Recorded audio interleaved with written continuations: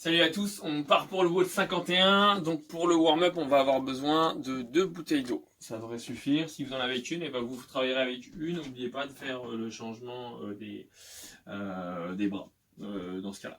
Donc on part sur un AMRAP de 4 minutes. Pendant 4 minutes, on va bosser. Il y aura 10 répétitions à faire sur chaque mouvement. Okay, donc je commence avec mes bouteilles d'eau et je ne les lâcherai pas pendant les 4 minutes de travail. Donc je vais les épauler ici et je vais partir sur 10 strict press. Donc 10 fois où je vais les développer, bras tendus au-dessus de la tête, ici. Donc, je rappelle, je ne prends pas d'élan avec les jambes. Là, je serre les fesses, j'engage les abdominaux et je développe en poussant avec mes mains dans le plafond. Donc, je fais mes 10 répétitions. Quand j'ai terminé mes 10 répétitions, je vais saisir mes 2 bouteilles ici au centre et je vais partir sur 10 squats. D'accord? Donc, comme une position de gobelet, ici, je peux venir les presser si vous avez des bouchons. Là, je garde le dos droit, j'engage la sangle abdominale, je prends le temps sur la descente et je remonte de manière équilibrée. Ensuite, je vais faire 10 muscle clean, donc 10 fois où je vais ramener les bouteilles au sol. Je vais grandir, tirer en trapèze, faire mon shrug, tirer mes bouteilles jambes tendues de manière à ce qu'elles arrivent à hauteur des épaules, donc un clean, un épaulé. Je repars les 2 bouteilles au sol et je viens faire 10 fois ça, ici. D'accord? Donc il n'y a pas de foutoir, qu'on ne déplace pas les pieds. Quand j'ai terminé, je reprends à 0, donc les 10 strict press, je repars sur les 10 goblet squats et les 10 muscle clean. Pour le skill, on part sur un EMOM de 8 minutes. Je vais avoir besoin d'un kettlebell, d'un dumbbell, d'un sac, de la litière, ce que je veux, un truc un petit peu lourd ici. Donc je vais d'abord attaquer d'un côté et ensuite j'attaquerai de l'autre. Donc je viens récupérer, je viens faire du bent over en supination, ce qui veut dire que je vais mettre la paume de main en direction, direction face à vous, là dans mon cas, donc en face. Ici, je vais me pencher vers l'avant et je vais faire du tirage dans ce sens-là. D'accord ? Donc là, le but, c'est de, quand je viens faire mon tirage, je viens ramener mon omoplate de manière à ce qu'elle vienne se serrer en position haute, ici. Hop, je viens faire comme un espèce de shrug, et je repars bras tendu, ici. Ça. D'accord ?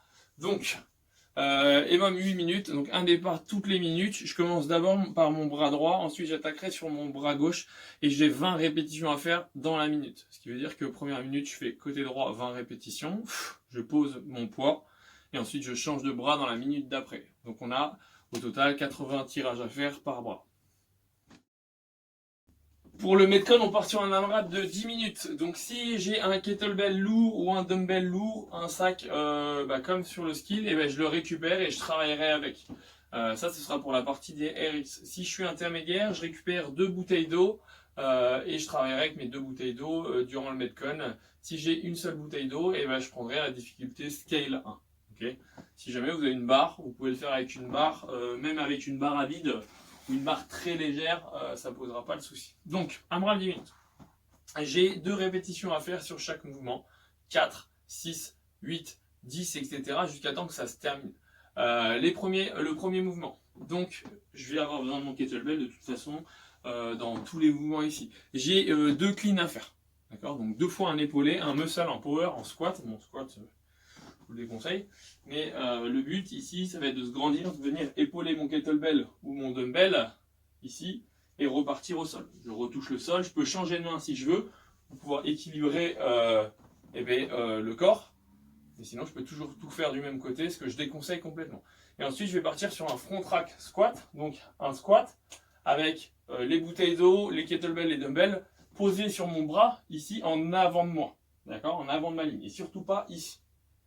Là, c'est en back. Donc là, je vais être en front rack. Donc dans cette position.